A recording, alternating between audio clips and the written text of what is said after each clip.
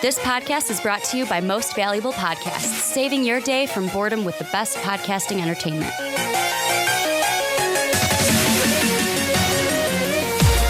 Welcome, ladies and gentlemen, boys and girls, children of all ages. These are the MMA Minutes. I am your host, Sean Anderson. Alongside me, as always, my co-host, Danny Gutierrez. Merry Christmas, folks. Merry Christmas, Sean. How are you doing? Happy holidays as well. Happy holidays. I'm good, and I know you're super excited to talk UFC 207. Excited. Yes, I am very excited to talk about UFC 207. Danny was texting me to set up when we were going to record, and he's just like, I'm so excited. And all I'm caps. pumped. I can't wait. This is going to be a great card, and Ronda Rousey's coming back, and Dominic Cruz is defending his title, and former champ TJ Dillashaw fighting. Dong Young Kim's coming back. We'll get to it. And we got Louis Smolka. We got it, Danny. and plus, it was even more loaded with Kane now pulling out or not getting cleared by the Nevada. That was heartbreaking. That was heartbreaking. And I'm wondering if that's due to AKA training or if it's just his body kind of given out at this point in time, because Kane's had a lot of injuries. He's had a lot of injuries. He's pulled out of a lot of fights. It could be a mixture, though, of training at AKA, because, I mean, they always have guys pulling out. Yeah, they're the one camp with the most guys who pull out due to injuries, and that could be because they spar way too hard. And Martin Kampmann recently came out with a statement saying that you guys shouldn't spar so hard because they're leaving their career in the gym, and that's unnecessary. Where you don't get paid in the gym, you go get paid to fight. Exactly, and then having Khabib as my favorite fighter, him training at AKA makes me worried. But let's get into UFC. He's got a hard head. He'll be fine. Yeah. He got tagged by Michael Johnson, and he took it, and he won the fight. He'll be fine. Let's get into UFC 207, though. It's a shame that Kane and Verdun won't have their second fight yet, but hopefully it gets remade up down the line. But let's jump in. We're going to be covering the UFC Fight Pass early prelim, the first fight on that one. We'll be covering Hendricks versus Magny, which is on the FS1 prelim, and then we'll be covering the main card as well. Danny won the Sacramento card, picking that one. A clean sweep. Okay, well, I went with no. We did. The thing is the thing is that I wanted to pick Waterson, I wanted to pick Gall, but you picked them, and I needed to be against you, so that was the only reason why we picked differently. But anyways, let's get into Alex Oliveira versus Tim Means, Dirty Bird versus Cowboy. Who do you like in this fight, Danny, and why? I like Alex Oliveira because he doesn't have to cut weight at all. He's walking around at 170, and he's real limber, and he's real light on his feet, and he's got real good boxing combinations. He's got very good kicks as well. His ground game's ever improving, but Tim Means is a real big welterweight as well. He's just coming off of a layoff because he got popped for some USADA violation, unfortunately. But now he can come back and we could see what Tim Means is really made of. Well, we saw him at UFC 202 against Sabah Hamasi, and he knocked Sabah Hamasi out. Yes, so he did. I mean, he does have a fight under his belt since coming back, and he's not getting thrown into the fire against Oliveira. But he was actually doing very well against Matt Brown until Matt Brown became Matt Brown and beat him up and choked him out. But that was pretty awesome.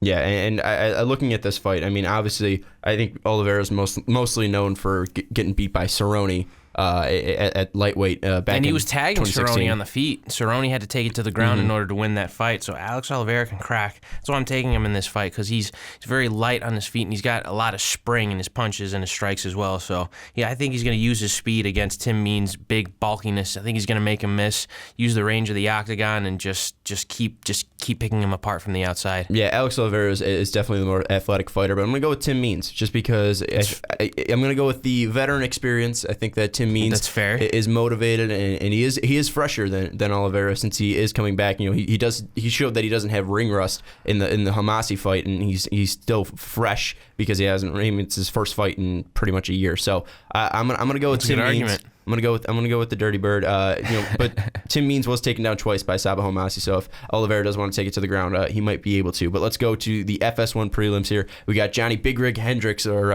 also known as Burger Man. He skipped the French fries. Don't worry. Johnny Hendricks taking on Neil Magny. That's Magny bogus. coming off a loss against Lorenz Larkin. Who do you like in this fight, Danny? Both guys are coming off losses, so they're going to be very motivated. But I am picking Neil Magny because of the fact that he's been the more accomplished welterweight, I should say. Whereas Johnny Hendricks has been kind of going down, which is kind of upsetting because Johnny Hendricks at one point in time was the UFC welterweight champion. You could make that argument that he actually beat GSP in that fight, but the judges gave GSP the nod. Mm-hmm. So that was kind of a weird situation. He was kind of the uncrowned champion who became the champion a little bit late. But because of that, he's going to be coming into this fight extremely motivated. He's coming off 3 losses actually. He's got Neil Magny's coming off of a loss against Lorenz Larkin, and that was a devastating loss too. His only other loss is to Damian Maia, and that was his first loss in a long time, and he was on a really mean streak then. But I'm picking Neil Magny because of the fact that he's really long. He's going to use his boxing and his range to keep Johnny Hendricks at bay. If we see the old Johnny Hendricks, he's going to utilize that wrestling and try and push him into the cage, really try and grind him out and pick him up and take him down to the ground and beat him up, maybe even look for a choke. We might even see some Brazilian Jiu-Jitsu skills from Johnny Hendricks, but Neil Magny has trained with Damian Maia after he beat him, which is awesome. That's awesome of Neil Magny. So that's why I'm picking Neil Magny. He's got a lot on his belt. I'm going Neil Magny too. Just Johnny hasn't looked the same. I mean, in that Calvin fight, he just looked gassed. He did not look. He looked slow in shape. Yeah, he looked slow. And Neil Magny, while he did get smoked by Lorenz, weathered. He looked smoked by. He got smoked by Lorenz Larkin. Yes, but still, he did. I think Neil Magny's going to be able to pop back. And plus, that's because Lorenz Larkin can crack too. He's a very talented striker. Lorenz Larkin's a top 5 welterweight right now, in my opinion. So I think a loss to Lorenz Larkin is nothing to get mad about. So I'm going to go Neil Magny too. I just think that Hendricks is definitely on the decline of his career compared to Magny, where I think he's still searching for that title. So I think I'm going to take Neil Magny here. But let's move now to the main card. We got a flyweight fight between Luis Smolka, and he's taking on Ray Borg here. Ray Borg recently just pulled out of a fight with Ian McCall, and now he's fighting Luis Smolka. Who do you like in this one? This is a very tough fight to pick for me. They're both very talented flyweights, and Luis Smolka's coming off of a loss. Ray Borg's coming off of a loss. This is a very redeeming card, it looks like. A lot of these guys are coming off of losses, and they're getting back at these contenders. But we're going to see who gets back into the win column here at flyweight. But I'm really liking Ray Borg. I am really liking Ray Borg. I mean, I know Luis Smolka is very talented and he's much more experienced. He's got the Brazilian Jiu-Jitsu. He's got very good submissions. He's got very good boxing as well. But Ray Borg is all of that and much bigger. He is much bigger. He can punch harder.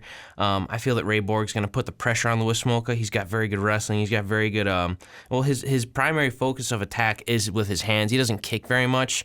He utilizes his boxing and his wrestling very well. So I think if we see Ray Borg put the pressure on Luis Smolka, I think we're going to see Ray Borg take it from here.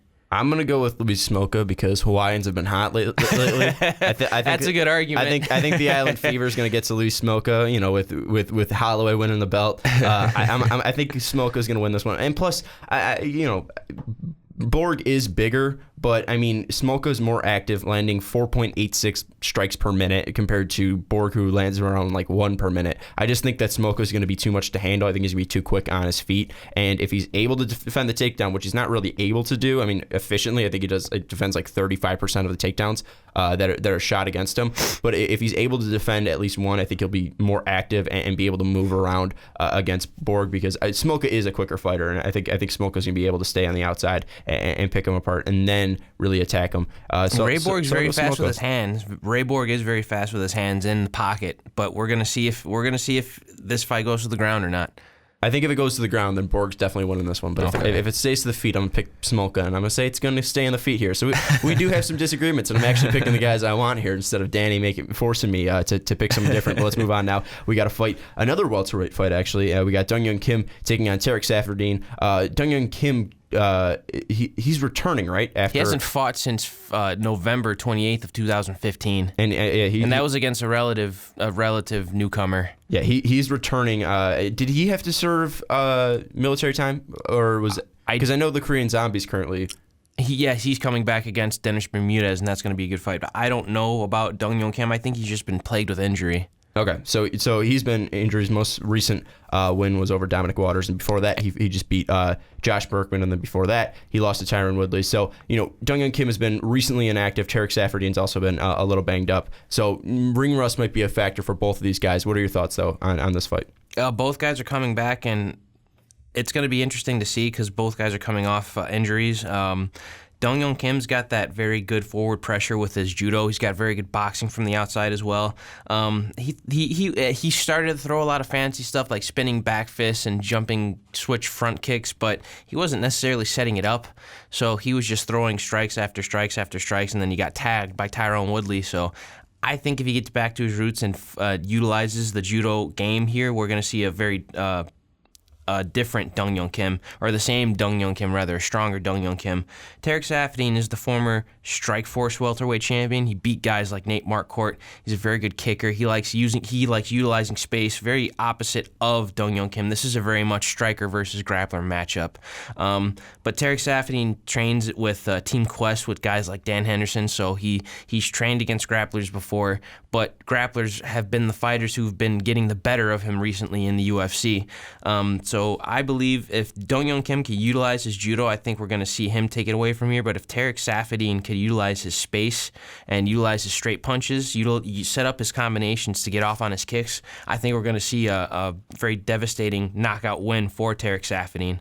Yeah, it's one thing with Dong Hyun Kim, though. I mean, Saffiedine does not get knocked out often because he's able to take it to the ground, but Dong Hyun Kim is the better striker, obviously, because striker versus grappler here. And I think that Dong Hyun Kim will be able to knock him out, and I'll take Dong Hyun Kim here. I just think that he'll be one more active on the feet. He's able to stop the takedown as well. 82% of the time he's able to defend the takedown. So I think that he'll be able to defend any takedown that Saffiedine goes after. And while Saffiedine doesn't get knocked out often, I still think that he'll be able to land big shots and win a decision. So I think he'll be able to grind a decision out against Tarek Saffiedine, because while Saffiedine, he was very good, in Strikeforce, and obviously he was the champ back at Strikeforce. The one thing with Dong Hyun Kim is he's fresher, and I just feel he's fought in the UFC before. He's much more experienced in the UFC than Saffiedine is. Yeah, and one thing too is just Saffiedine just hasn't looked the same since Strikeforce. He's been on a mighty losing streak compared to Dong Hyun Kim, who I think is 4-1 in his past five fights. So I'll take Dong Hyun Kim here. I'll take Kim too.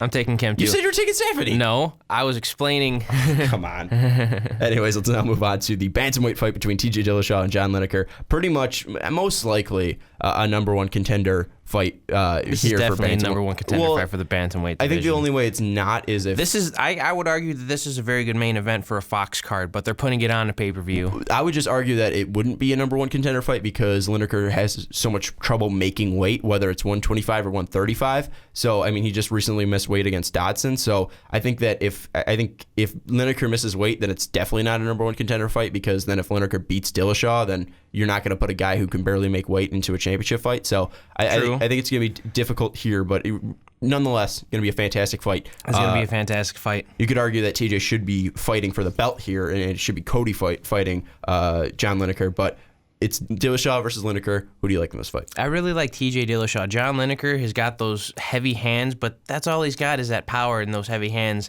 TJ Dillashaw is been there and done that before. He's the former champion. He's fought guys with a lot of power, and he's utilized his speed and his superior kickboxing techniques due to Dwayne Bang Ludwig's training, and he's got very good wrestling as well, and he's very good in the scrambles. He's got very good chokes and chokes defense thanks to his training at Team Alpha Male, so I'm picking TJ Dillashaw. I think he's just going to utilize his speed and pick him apart from the outside. I think TJ Dillashaw is just going to dictate where this fight goes no matter what. I think this is very similar to the Cody versus Cruz fight, where because I mean TJ is very similar to Cruz, where he's very light on his feet. He's active. He's ducking his head, taking switching different stances angles. Constantly. He's looking for the takedown. He's constantly giving you different looks. He's working and analyzing at the same time. And I think that's the biggest thing too, because Lineker coming in, I mean, if he hits you with his hands, he's going to knock you out. Oh, he's got knockout power. He has a puncher's chance, definitely. But the one thing with TJ is I think that if Lineker does come in, he'll be able to take him down, and he'll be able to do that effectively. And I think he'll be able to control the ground. And also, I mean, since he is so quick on his feet, he'll be able to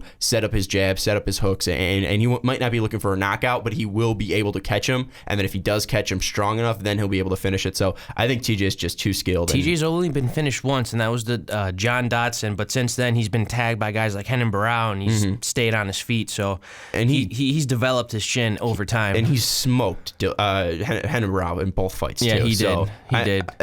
Dillashaw, I mean, he was two steps ahead of Rafael Sunsao at UFC 200. And it was such a close fight back in February when Dom won the belt off of him. And I mean, I still think Dom won. And I do too. I watched that fight twice. I think Dom won. I think Dom won 4 rounds, but I think those were all 4 close rounds. Yeah, they were very close rounds. So I think Dillashaw should definitely have been in the co-main event right now, but I think that he is so motivated to get to that title shot again, that he'll win this one and he'll beat Lineker. I'm happy that the co-main event is a title fight featuring Dominic Cruz. So let's move on. Yeah. See what we got here. We got the bantamweight belt on the line here. Dominic Cruz taking on Cody Garbrandt. Obviously, there's no love lost between these two. Dominic Cruz telling Cody Garbrandt that I bought a house beating all of your teammates. So who do you like in this fight? Do you like the champ or do you like the contender? I really like the champ, but the contender's very confident as well. But I really like the champ. The contender, Cody Garbrandt, he's got no love lost, as we said, for Dominic Cruz. And he comes forward. He's got heavy hands. He loves to utilize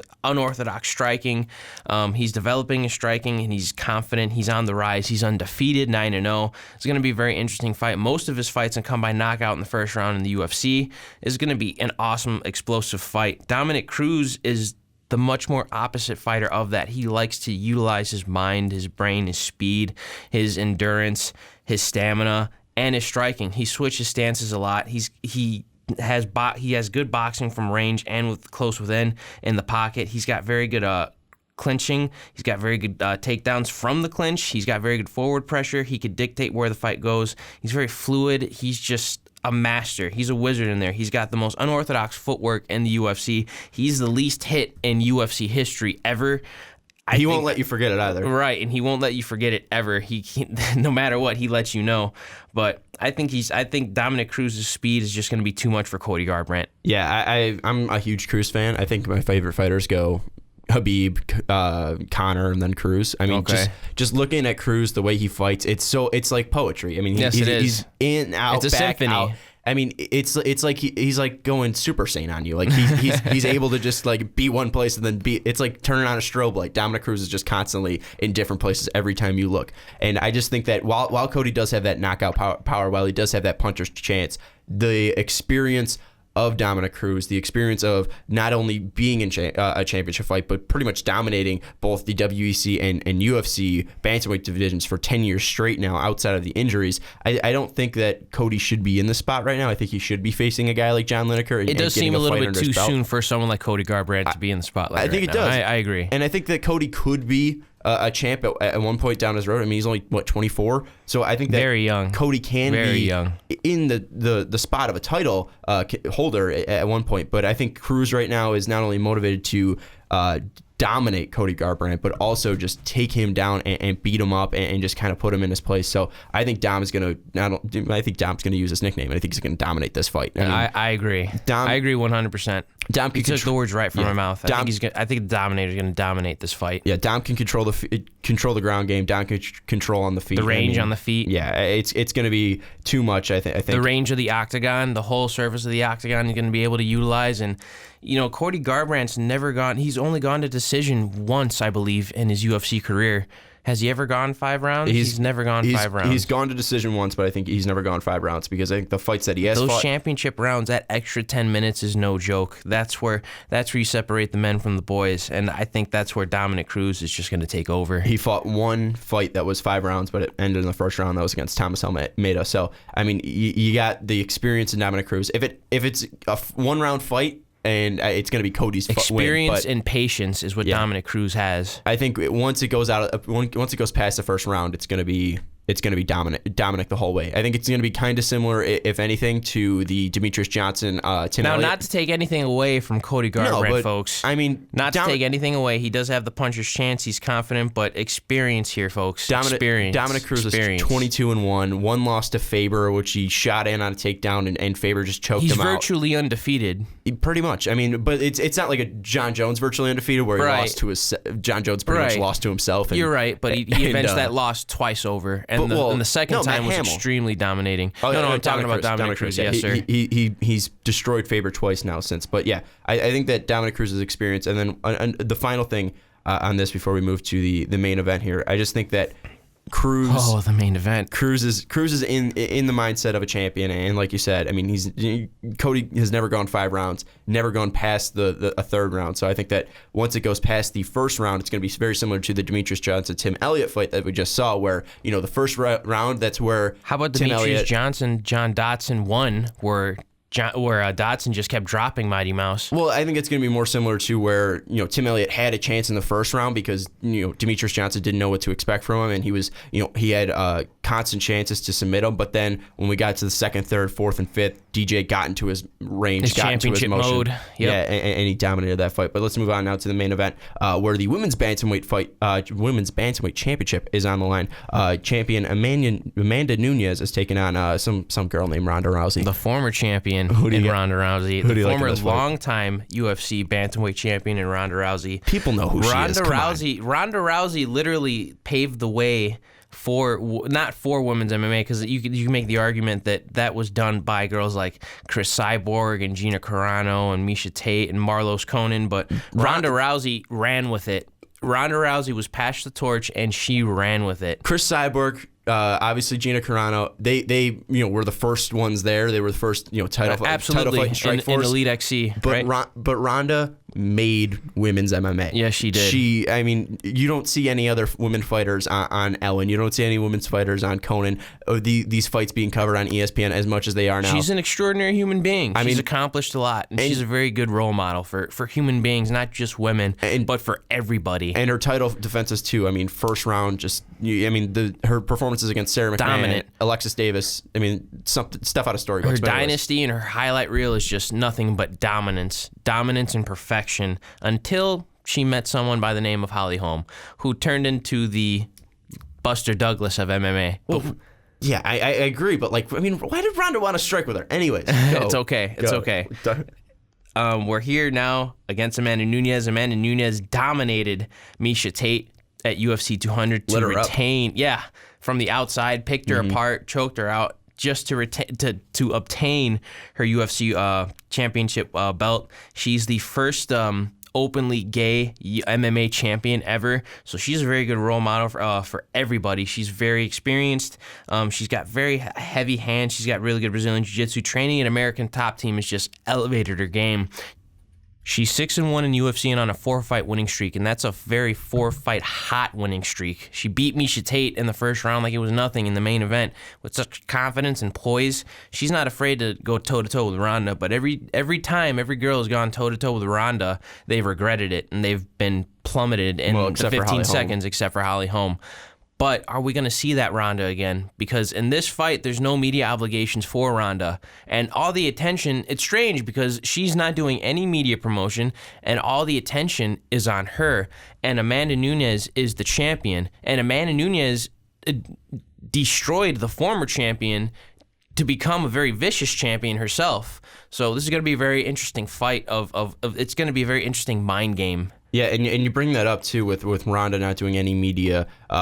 She's done Ellen and she's done Conan, but at least mixed martial arts media. She's not talking to Ariel Helwani. She's not talking to MMA fighting. She's not talking to ESPN. She's just avoiding that. There's also a whole pretty much a blockade on her team from talking too. Edmund Tarvarian's not talking about it. Travis Brown's not talking. So it's literally just nothing is leaking out except for what she's controlling on her own social media platforms. And when you look at that, you see a ripped Ronda punching a speed bag. She's already on weight apparently at 135, and something else that I don't know if it's really true or not. I just saw this on Twitter earlier, and I don't know if it's been confirmed, but I'm just throwing it out there. Apparently, the rumor that's coming out of Vegas is that she doesn't want to do the fake weigh-in for FS1, like the one where you just show up, and also at the real weigh-in, you know how we've been seeing kind of Ariel Helwani and MMA fighting kind of show the real weigh-ins that they do at 9 a.m. Of course. There's going to be no cameras allowed for Ronda's weigh-in. So nothing. Wow. So I don't know what kind of state of mind she is. She just wants this fight. So that's one thing that's going to be very interesting to see if she does not talk. If we do not see Ronda until the lights come on at UFC 207, the main event starts, the lights and are she on, goes in. Millions of eyes are on her. The cameras are on her. It's going to be very interesting experience for Ronda. She hasn't come back since that knockout loss. We haven't seen anything of Ronda since that knockout loss. But we've seen a dominant and a very accomplished Amanda Nunes. So this is going to be a very tough fight for me to call. So I want to ask you, who are you picking for this fight, Sean? This is so difficult because, you look at the actual styles and taking away all of the backstory, taking away, the past history. If you just look at the styles, you have the classic, kind of. Well, I mean, Amanda's such a powerful striker, and she is so quick on the feet, but she is so deadly on the ground. But I would say she's a high-level Brazilian Jiu-Jitsu practitioner. I would say that I would say her striking is probably the best part of her game. So you pretty much have. It's been the most developed part of her game. Yeah, I mean, you have the striker in Amanda Nunes, and then you have obviously the Olympian judo practitioner in Ronda Rousey. So who's trained a lot in boxing, who's perfected, get out of here. She's not perfected her boxing. No, she's training on boxing, but she has a terrible trainer in Edmund Tarvarian who thinks he's great. But you look at her shadow box, and she looks like an idiot flailing out her arms. So I mean, she's terrible on the feet. She's terrible on the feet, but she is the most deadly. She looked terrible on the feet against a very accomplished striker in Holly Holm, who's a former champion boxer and a former champion. But she's never looked kickboxer. But she's never looked good on the feet, except for when she beat up Betch Correa. But I mean, she had a good right hand in the pocket against Miesha Tate. Miesha Tate's striking defense isn't all there. Don't defend Ronda's striking. It's terrible. It's easily the worst part of her game, and no one's gonna die. She's got heavy hands. She's got heavy hands. But she's got knockout power. But she doesn't know how to use them. We'll see how this fight goes. Anyways, it's striker versus grappler here, and obviously Amanda Nunes, she looks hungry. She looks, fierce. She's young, athletic. But then you look at Ronda, you look at this backstory, you see that she's motivated, you see that she wants this, you see that, she was in such a dark place after losing to Holly Holm. We haven't seen anything yet.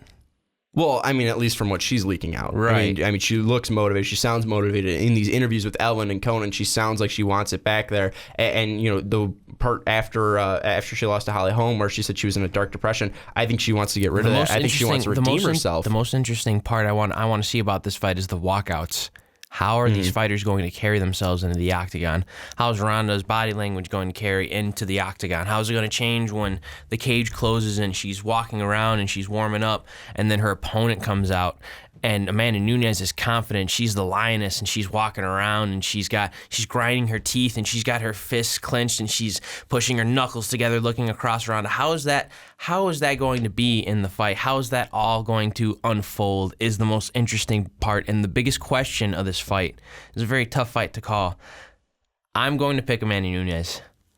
I'm going to pick Amanda Nunes. Yeah, I'm going to pick Amanda Nunes. See, looking at this, and you see that, Ronda's not even doing embedded, where, every UFC fighter pretty much does that when building up to a pay-per-view. Conor does it. Everyone does it. But and she's not doing that. Looking at it's tough. The last performance at UFC 193 against Holly Holm, she got lit up, and she wanted to strike with Holly, so... I think it's pretty clear how Ronda can win, and if she's able to get in close, get in tight, get in the clinch, she'll be able to judo throw her, and she'll be able to submit her with that armbar. If she gets an armbar locked in, she's winning, but she has to get there.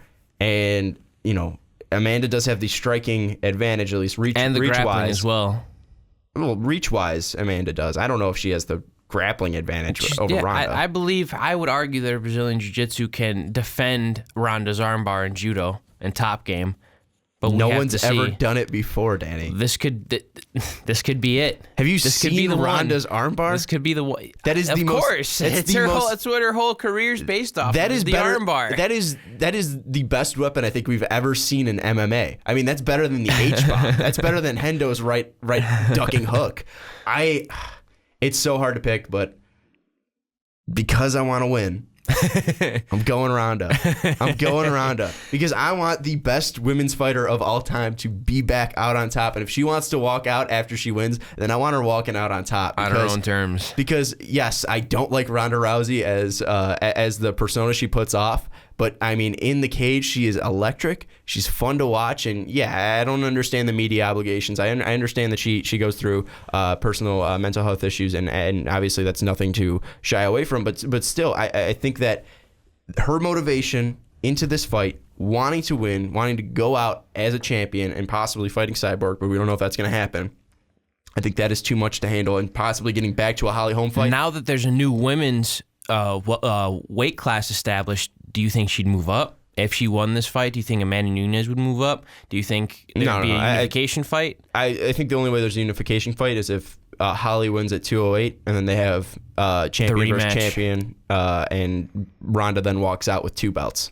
So I'm picking Ronda just to go against you. But anyways, that's going to wrap it up. I'm picking Ronda Rousey. Danny's picking Amanda Nunes in this one. We're both picking Dominic Cruz. Yes, we are. I believe we're both picking TJ Dillashaw here. We are. I'm picking Donghyun Kim. You're picking Donghyun Kim. Yes. I'm picking Luis Smolka. You're I'm picking picking Ray Ray Borg. We're both picking Neil Magny, and we are different on the prelim as well. I'm picking Oliveira. For UFC Fight Pass. Danny's picking Charles Oliveira. Or Alex Oliveira. Alex Oliveira. Both of them are cowboy. And Tim Means. But thank you so much for listening, and we will see you next time. Thank you for listening to this MVP podcast. Follow us on Twitter at Most Valuable Pod for more great podcasts.